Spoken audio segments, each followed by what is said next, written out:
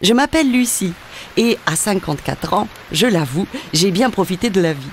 Ce sont d'ailleurs des douleurs à la poitrine de plus en plus fréquentes et l'impression d'être rapidement essoufflée au moindre effort qui m'ont conduit à la clinique, sur les conseils avisés de mon généraliste.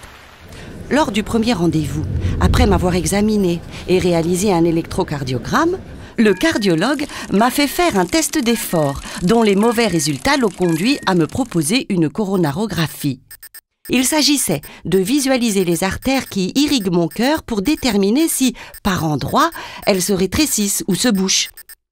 En m'expliquant les causes des symptômes, mais aussi les risques encourus si je ne faisais rien, le cardiologue m'a alors donné rendez-vous pour la coronarographie en me précisant également que, s'il ne détectait rien d'anormal dans mes artères, je pourrais rentrer chez moi le soir même. Après avoir reçu la veille un appel de l'infirmière suivi d'un SMS de confirmation du rendez-vous, je suis arrivée le matin à jeun. Après une rapide préparation, pendant laquelle une infirmière a notamment épilé la zone d'injection, on m'a emmenée dans un bloc opératoire. Et là, pendant une dizaine de minutes et de manière indolore, de l'iode allait circuler dans mes artères, injecté par le cardiologue au niveau de mon aine. Du coup, je m'amusais même à suivre le cheminement de l'iode sur l'écran de contrôle.